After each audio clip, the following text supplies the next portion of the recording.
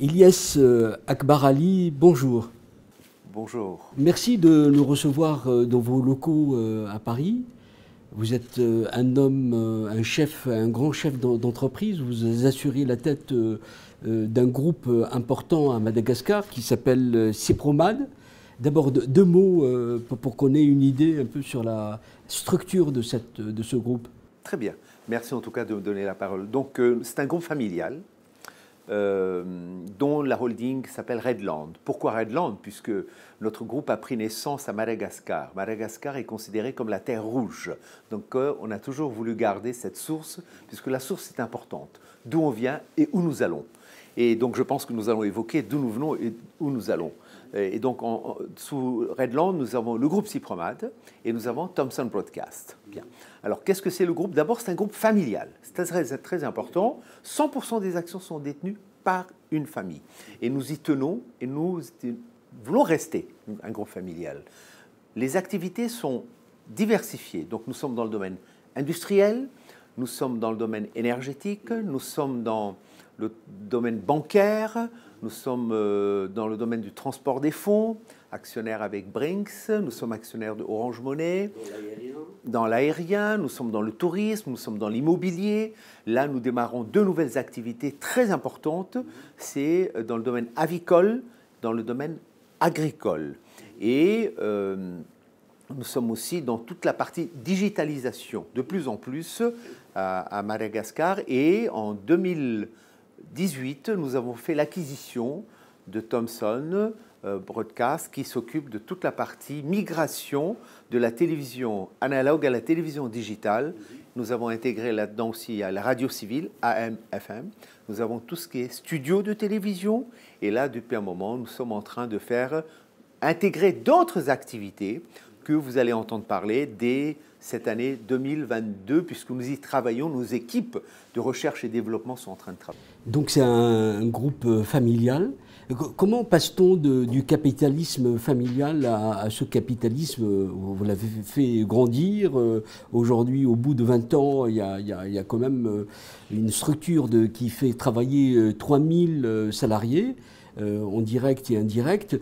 Mais d'abord, quelle a été votre méthode pour moderniser et faire grandir ce groupe? D'accord. Alors, en termes d'employés, d'abord, nous sommes effectivement autour de 3000, mais il faut préciser que d'ici 2023, je pense que nous allons avoisiner les 8000 personnes par rapport à tous les investissements que nous sommes en train de démarrer. Alors, comment passe-t-on d'un modèle à un autre? Nous sommes toujours un groupe familial, nous avons toujours les mêmes valeurs. Comment nous passons? C'est par rapport d'abord à notre vision, notre plan de développement et l'appliquer sur des investissements, sur des opportunités qui se présentent. Puisque en Afrique, je pense qu'il faut être diversifié. Il faut être multisectoriel par rapport à certains aléas qui sont des fois difficiles à maîtriser.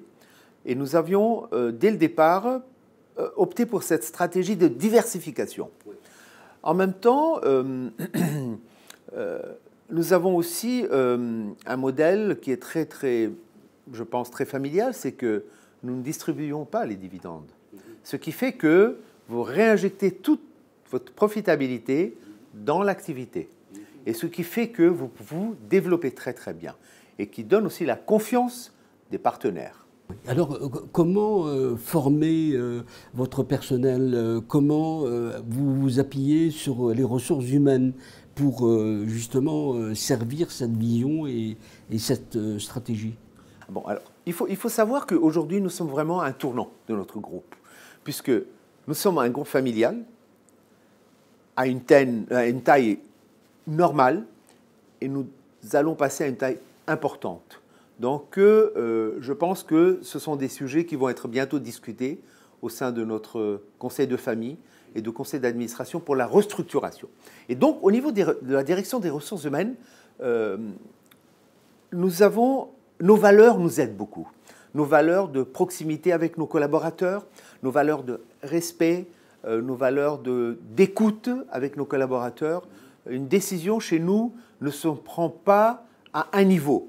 Une décision se prend d'une façon collégiale, en écoutant les collaborateurs, en prenant leurs avis, et c'est un échange. Ça donne à nos équipes, à nos collaborateurs, plus de confiance, plus de sûreté vis-à-vis d'eux, et aussi ça ouvre aussi à vraiment à une boîte d'idées. Et c'est comme ça que nous évoluons aujourd'hui avec nos équipes.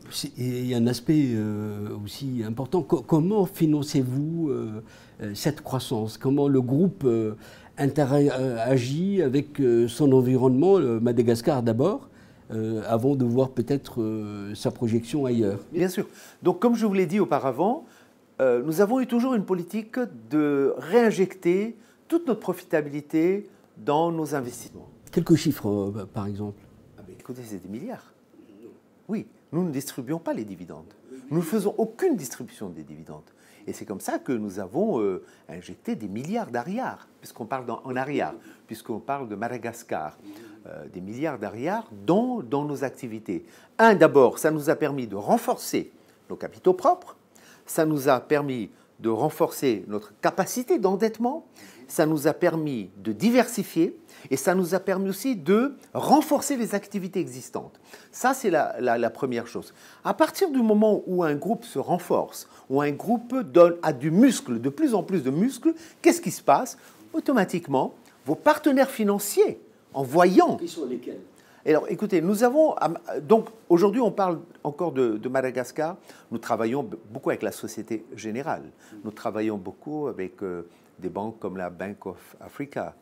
Nous travaillons avec des banques mauriciennes très, très diversifiées, sachant que nous avons des banques chefs de file comme la Société Générale, avec qui nous entretenons de très, très bonnes relations. Il y a une confiance mutuelle, et la Bank of Africa. Donc voilà comment ça se passe, et c'est comme ça que nous créons vraiment de la richesse au sein de notre groupe. Quel est votre défi pour aller plus loin et servir cette stratégie? C'est-à-dire que vous semblez vouloir viser des données, en tout cas plus importantes en termes de développement du groupe. Comment faites-vous pour tout cela? Alors, comment faisons-nous? Écoutez, d'abord, nous travaillons beaucoup. Ça, c'est une chose. Je dirais que nous avons... Notre groupe a une particularité. D'abord, nous sommes très rapides dans les décisions.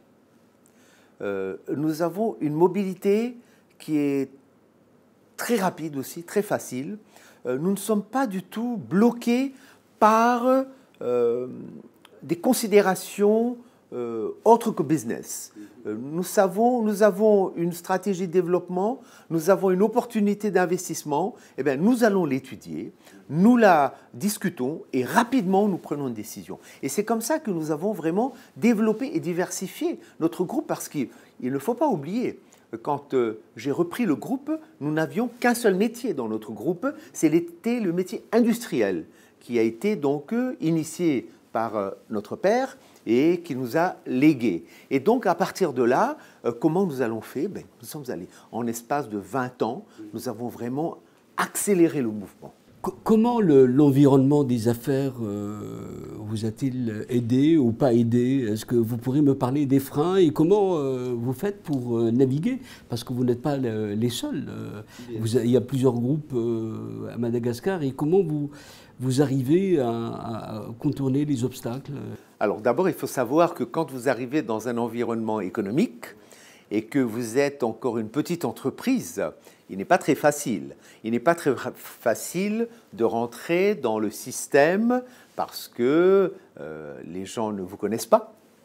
Il y a de la méfiance, on essaie de vous comprendre. Et après, il y a aussi je dirais, il y a des systèmes qui sont déjà organisés. Et on n'aime pas trop les étrangers dans le système organisé. Quand je parle étranger, c'est une nouvelle entreprise. C'est dans ce sens-là que je parle. Eh bien, il faut faire ses preuves, il faut être patient, il faut être persévérant, il ne faut pas lâcher. Et bien sûr, c'est comme ça, comme partout. Il y a des systèmes qui sont très très bien je dirais, bien organisé. Et là-dessus, il faut avoir sa place et surtout avoir aussi la confiance de tous les autres. Est-ce que vous souffrez du décalage entre un potentiel énorme de Madagascar, c'est-à-dire que 27 millions d'habitants, une grande île avec une superficie importante, une diversité aussi, c'est-à-dire que vous n'êtes pas un peu dérangé ou freiné par un contexte dégradé? Quand on voit les indicateurs, ça pose problème, non? Alors, je dirais que effectivement, c'est un pays, un grand pays avec un énorme potentiel et qui se met en marche petit à petit. C'est vrai que les indicateurs ne sont pas encore, sont encore moyens, mais je pense que c'est un État, c'est une politique et nous ne sommes pas politiques. Donc aujourd'hui, effectivement, nous voyons cela, mais qu'est-ce qu'on se dit? On se dit, on doit chacun apporter notre pierre dans cet édifice. Et c'est pour cette raison que cela n'a jamais été un facteur bloquant pour nous dans nos investissements. Nous avions une stratégie, nous avons fait totalement abstraction de la politique, mais nous sommes focalisés, concentrés sur notre vision de développement, et c'est comme ça que nous avons avancé. Et aujourd'hui, on peut dire que ça apporte ses fruits, puisque nous avons un groupe qui est dans plusieurs secteurs, et tous nos secteurs se développent très bien. Et comme je vous ai dit, maintenant, nous rentrons dans l'agriculture, dans l'agrobusiness. Et de ce côté-là, nous n'avons pas eu de frein de l'administration malgache, nous n'avons pas eu de blocage, et on nous laisse travailler. Quel est le degré d'interaction avec votre écosystème? Parce que, comme je l'ai dit, Madagascar, c'est une diversité, une multiplicité. Comment vous interréagissez avec tout ça? Écoutez, c'est comme un peu partout. Hein. Ce sont des interactions, surtout, c'est la communication. En termes de partenariat. C'est surtout d'abord la communication pour comprendre d'abord la politique de l'État, pour comprendre la vision des hommes d'affaires. Et en termes de partenariat, nous avons surtout des partenariats avec des sociétés internationales. Pourquoi? Parce que notre groupe respecte des règles de conformité, des règles de gouvernance, ce qui donne la confiance aux entreprises internationales. Les entreprises internationales comme Orange, comme Brinks, comme la Banque centrale populaire, la Banque marocaine, etc. etc. Donc, c'est là où il faut instaurer la confiance. Et comment on instaure la confiance? En mettant en place une entreprise saine, une entreprise qui communique, une entreprise qui est transparente dans la discussion, dans les négociations. Et ça, c'est vraiment notre force, c'est la transparence dans les négociations. Et vous savez, les entreprises internationales, quand elles s'allient avec vous, qu'est-ce qu'elles cherchent? Elles cherchent un partenaire qui respecte, surtout maintenant, la conformité, la gouvernance, et qui reste transparente et surtout qui communique. Et c'est ce que nous faisons. Et donc les choses sont claires, et quand elles sont claires, elles deviennent faciles. Oui, vous avez dit, vous cherchez la valeur ajoutée, à développer le groupe, à avoir cette modernité dans la manière d'agir et de s'implanter. Est-ce que, par exemple, la zone de libre-échange va changer la donne pour vous? Certes, on est au tout début, mais comment voyez-vous ce défi du reste? C'est une excellente chose pour moi. En plus, quand je prends le cas de notre groupe, nous investissons aujourd'hui énormément dans l'outil industriel. Pourquoi nous investissons? Nous investissons dans l'outil industriel pour plusieurs raisons. La première raison, c'est avoir des produits de qualité. Nous achetons les machines, les plus belles machines qui existent dans le monde. Nous les payons cher, mais nous les achetons. Et nous avons toute l'assistance et la maintenance de nos fournisseurs de machines. Un, d'abord, c'est pour avoir des produits de qualité. Deux, c'est pour avoir un volume de production pour que nous ayons la maîtrise des coûts et des charges. Et pourquoi? Et enfin, bien sûr, c'est toute la partie formation de notre personnel pour vraiment bien diriger, bien driver ces machines industrielles. Ce qui nous permet d'être capables d'exporter nos produits vers le continent africain. Et cette zone de libre-échange nous intéresse énormément, puisque nous, notre objectif est de rentrer dans plusieurs pays africains et d'exporter à partir déjà de cet outil industriel que nous avons à Madagascar. Donc pour nous, c'est une très bonne idée. L'Europe, la grande Europe, bien sûr, il y a des inconvénients. Il y a beaucoup d'avantages en termes de libre-échange, en termes d'échange, en termes d'exportation, etc. Donc nous voyons de la même manière et nous avons la même vision et nous considérons que c'est une chance pour les entreprises africaines et surtout pour les pays africains de rentrer et de ratifier cette zone de libre-échange. Oui, mais l'élément clé en Afrique, et on le voit, ces matières premières sont très peu transformées.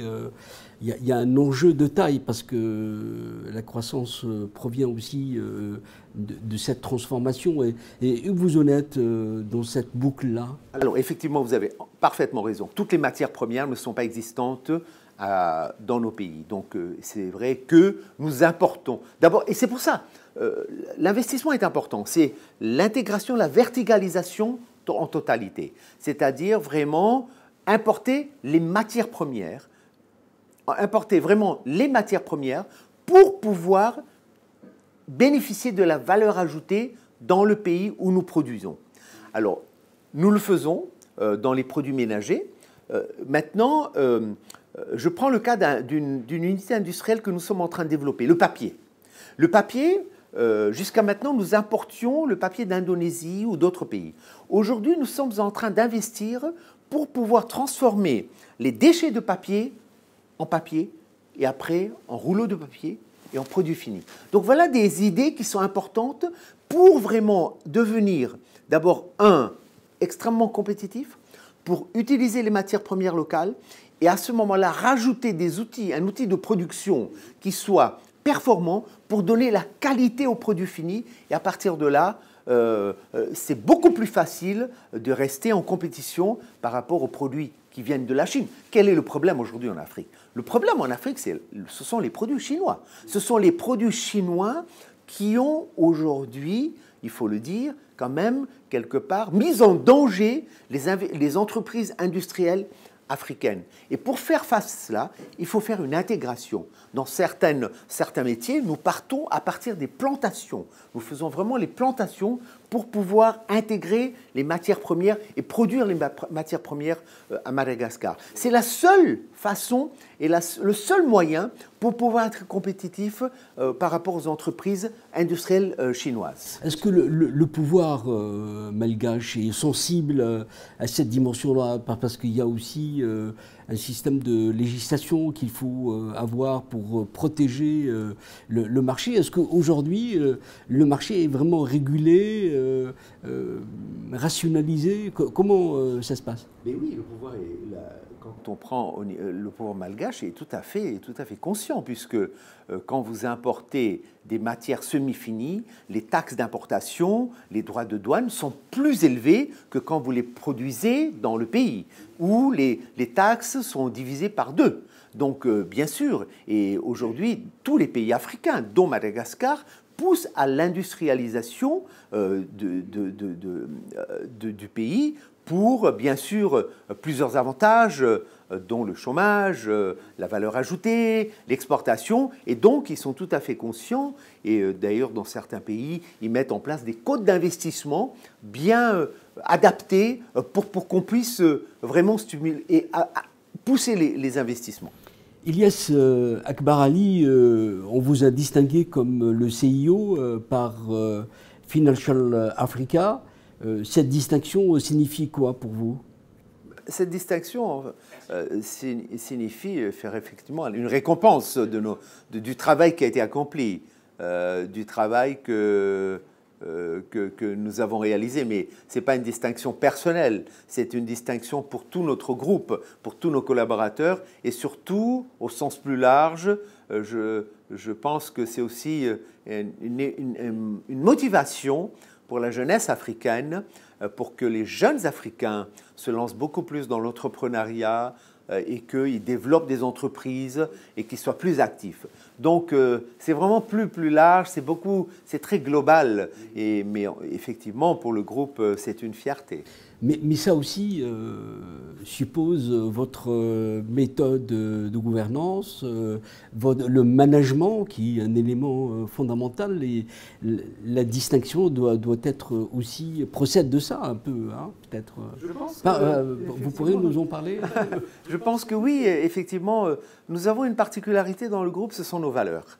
Nos valeurs sont très importantes et il y a certaines valeurs qui sont vraiment transmises par notre famille, sur lesquelles nous y tenons énormément. Et c'est les valeurs de respect, les valeurs d'humilité, les valeurs de travail, de rigueur, d'excellence. Ce sont des valeurs que nous transmettons, dont nous discutons souvent au sein de nos entreprises.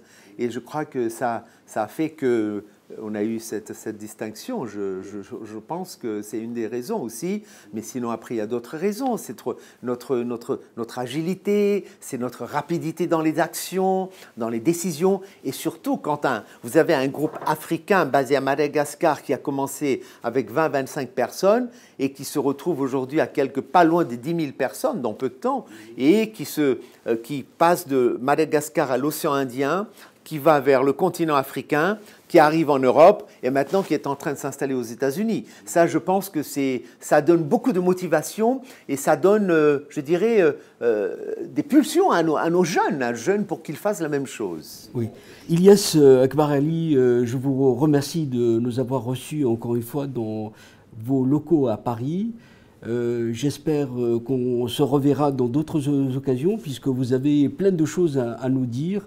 À très bientôt. Merci. Merci à vous. Merci.